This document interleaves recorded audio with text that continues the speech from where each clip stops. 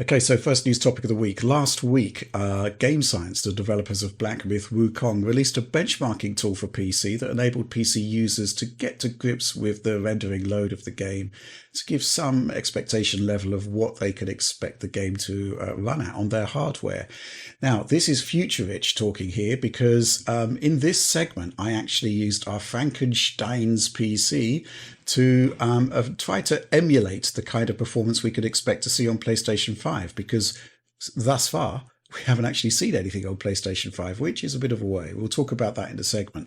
However, 24 hours after we recorded this direct, IGN China actually put out about a minute worth of gameplay, boss gameplay from the PlayStation 5 version of the game. And here it is.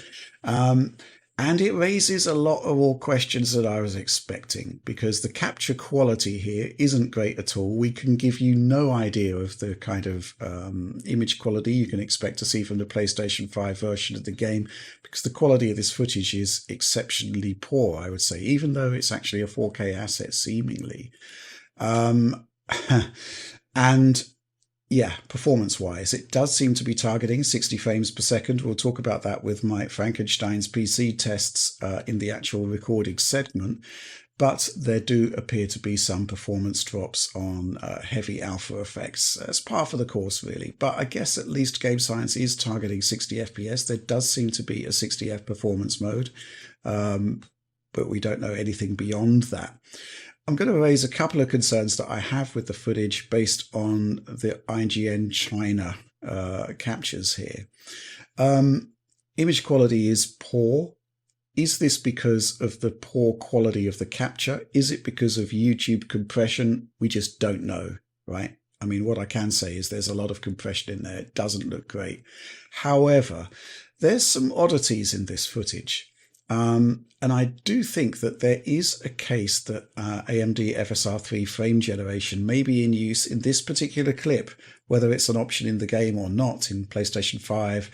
I just don't know at this point. We've literally just been given a minute of footage with no context, but you can see if you kind of go slow-mo on the footage here, that there's a kind of strobing effect. Typically, you do see that with frame generation.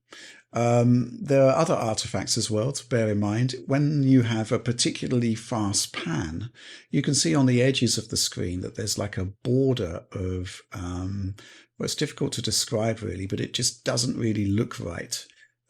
It would present similarly as another kind of strobing effect. I think the one thing that does make me think that it isn't about the quality of the capture, but could be FSR3 frame generation, is that when you look at particles, frame by frame, you can see that you have a fully formed particle, and then two ghosting particles, fully formed particles, ghosting particles in a strobe again. And this is classic frame generation behavior.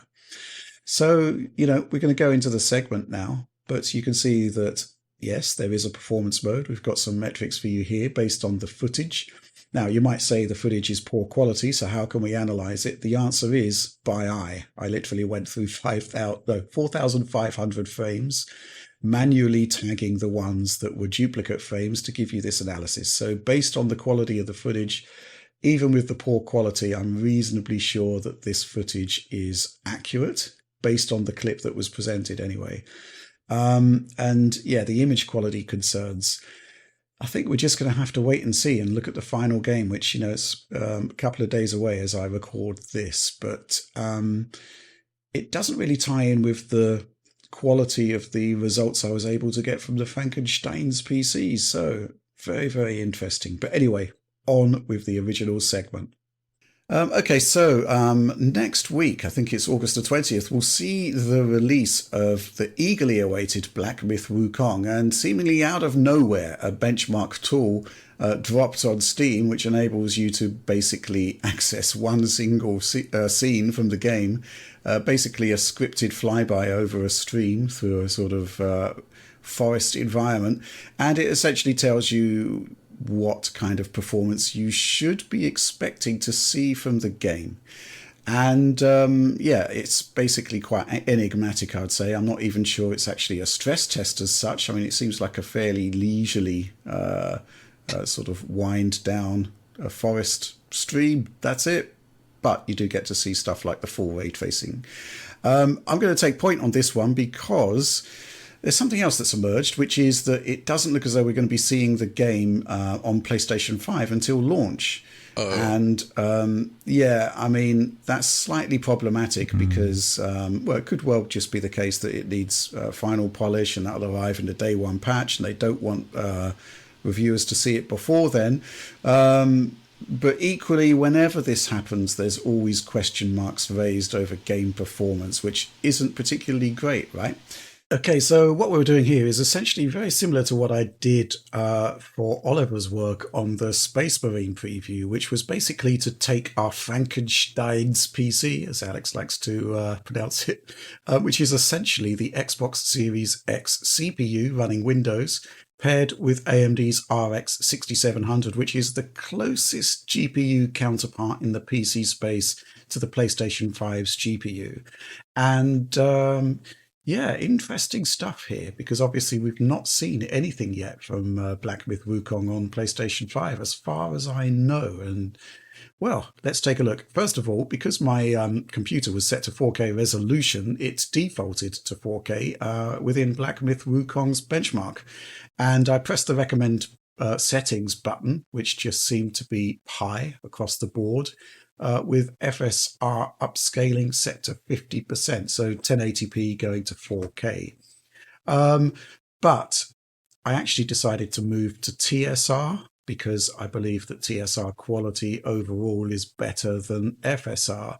Actually, I'm going to segue a bit here to 4K 30 comparison with both on balanced mode, FSR and TSR.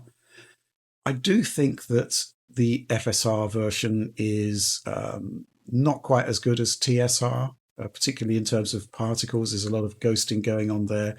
Vegetation, kind of strange. It's typically a nightmare scenario for FSR2 there. It's not great, but then again, it's not particularly fast movement, not a lot of disocclusion going on. So arguably, it's giving FSR a more than fair shake, if you like. Anyway, let's look at the performance numbers. 41.35 FPS with performance mode, that's 1080p, versus balanced mode, which is about 60% of 4K, 34.07 FPS. So basically, we've got a good margin for overhead if we keep on performance mode. That overhead drastically reduces if we increase the resolution, the internal resolution that is, to balance mode.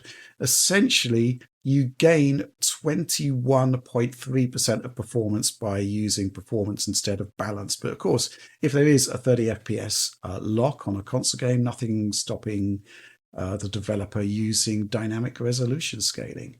And I think it looks pretty good, I have to say. I think it looks absolutely fine. my big concern there, Rich, is like you mentioned FSR2 is like we don't know what they're going to do on console. If they use TSR on PS5, it could have pretty decent image quality, but Yes, and actually, that was a good point raised by Oliver when I shared the initial findings. And he said, "Does the game have TSR?" And lo and behold, it does. But weirdly, the recommendation button doesn't recommend TSR. But it's more certainly expensive. based on a sort of but based on a sort of run-to-run comparison, it doesn't seem to be that much heavier, and I do think the quality is Oh better. gosh, I hope they don't use if they use FSR2 on PS5, it's gonna suffer. It's not going to be great, but yeah, because this is precisely the type of content where FSR2 does tend to struggle, and you do want to have better results than that, I think. Next up, I tried to aim for what you might call a performance mode, 60 frames per second. I dropped the output resolution down to 1440p. So essentially, we're trading pixels for frames, if you like. I decided to try a couple of things here with TSR. And yeah, here's some of the graphing. Essentially, we're doing pretty well at TSR performance, 1440p, but let's bear in mind that that's a 720p internal resolution. 58.75 FPS. Now that average is actually being lowered because we've capped at 60, but you can see that we're not locked to 60. So it all really depends as to whether this is representative content of the final game, really. On the right there, you'll see the balanced mode, where we're kind of up to like 60% resolution versus 50%. Anyway, 53.98, 54 FPS essentially. So in the same ballpark, but we're losing more of that lock on 60 frames per second. And yeah, I thought at this point, well, I was actually thinking back to interview we did with the developers of Immortals of Avium. We were asking them why they went for FSR versus TSR. We think TSR would have given better results. And they came back and said that the answer is performance. The impression they gave us essentially was that FSR2 is more performant than Epic's TSR. However, you can see here that I've actually rerun the benchmark, same settings, TSR versus FSR 1440p. And again, the 60 FPS cap is actually limiting the advantage of TSR, but it does have an advantage over FSR. You can see, across the bench there that generally it's dropping fewer frames. I mean, with that 60 FPS cap, it's only 0.6% faster across the entirety of that sequence. But regardless, TSR is faster and does seem to have a better quality level than FSR. Each of them, though, TSR, FSR, seem to have their own strengths and weaknesses, though. And I think both of them are kind of blighted to a certain extent by the fact that the base image seems to be over sharpened. It's kind of a weird mixture of blur, artifacts, and over sharpening. So I think there's probably more work that can be done by the developer in the run up to launch to improving image quality with those upscalers. Anyway, I guess my takeaway from this, I mean, I didn't do any ray tracing testing. Maybe the PlayStation 5 version will have ray tracing. It's all a bit of an unknown at the moment. It's going to be a bit of a surprise, I guess, when it all comes to launch day, when we get to see the PlayStation 5 version for the first time. Even so, my takeaways at the moment, a 4K 30 mode seems to be eminently doable based on what we're seeing here. I actually seem to have some latitude there in terms of the pixel count. It looks as though it's pretty viable there. 4K 30 high settings, I think it looks absolutely fantastic. There are some tweaks I'd like to see. Shadow popping on the benchmark, not particularly great at the moment, but even so, the overall presentation just looks fantastic there. Now, it's the 60 FPS performance mode where I think we're going to have possibly some more tweaking required when it comes to game science and their work on PlayStation 5. I think a game like this, ideally, you should be running it at a target 60 frames per second, right? And, if we're using TSR performance mode and not getting 60 frames per second, I mean, there are other ways forward to clawing back performance. I was using the high setting, for example. May well be the case that there are some quote unquote optimized settings that could be introduced there, lower certain elements of the graphical presentation to increase performance, get you closer to 60, introduce dynamic resolution scaling so the GPU is fully tasked, and increasing resolution when it has the capabilities to do so. I'd say that there's, we're not a million miles away from 60, so maybe there's some work that could be done there for the PlayStation 5 version. Of course, running the PC code on console equivalent hardware, it can only ever be indicative, and certainly we've only got a very limited scene to work with here. We've no idea if this is indeed indicative of the way the game actually plays. But even so, I'd say that there's cause for some optimism here, even if we're not seeing the game before launch.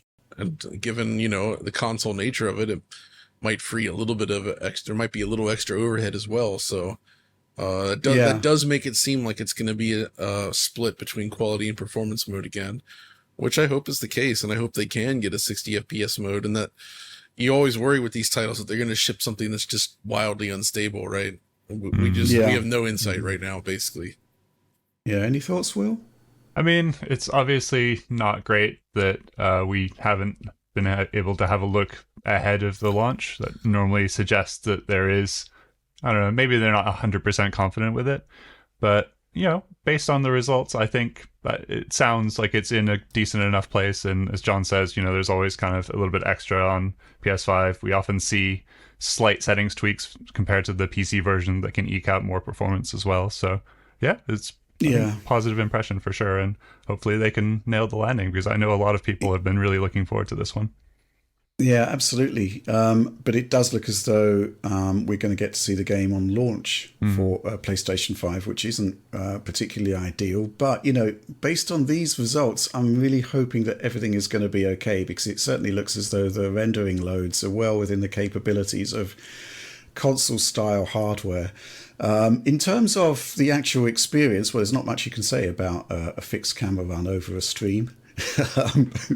And I've got to say we're putting huge caveats on this because this is literally the only content that we've got to go with, and this is an action-packed game, and we're not seeing any action here.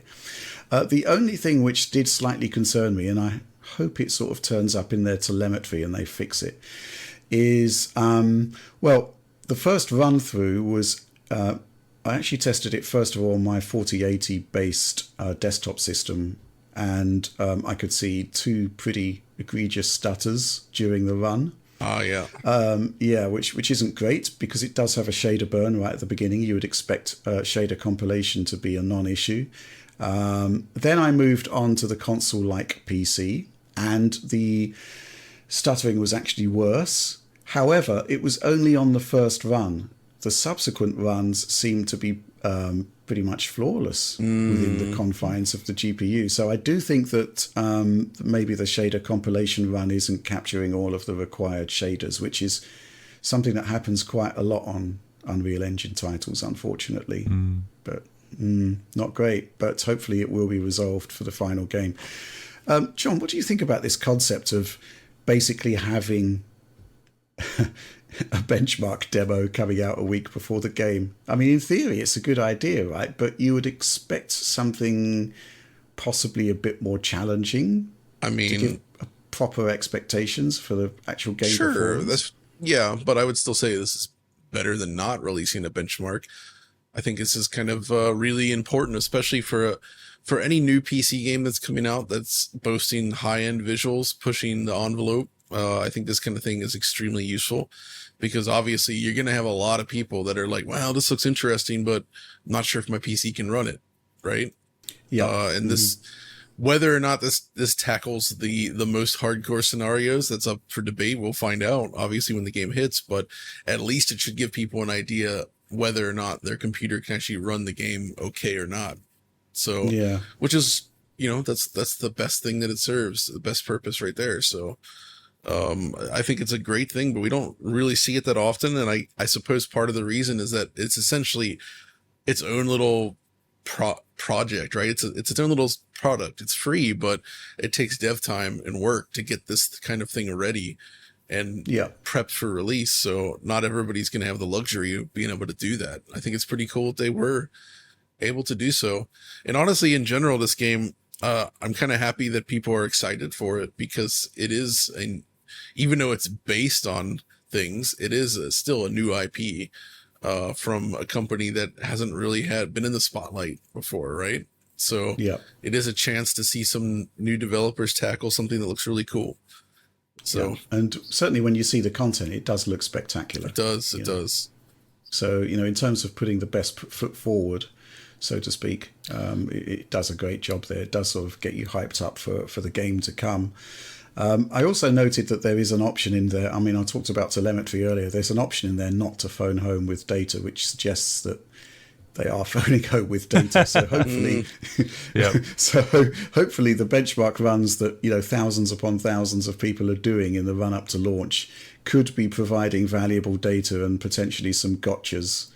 I don't know. What do you think about that, Will? Yeah, I mean, that seems pretty sensible to have the option, but let people opt out of it. Certainly, I think from looking at the trailers for the game, you can tell that they really care a lot about how it looks and how it runs, and they want to do something that's very technically ambitious. So it makes sense to test things out and really spend the extra time and care to make sure things are as good as possible for launch.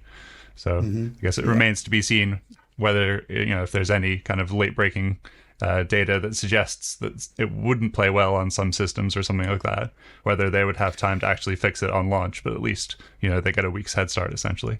I wanted to buzz in. I'm wondering if any of you guys tried it on the Steam Deck. No, wow, I haven't had time.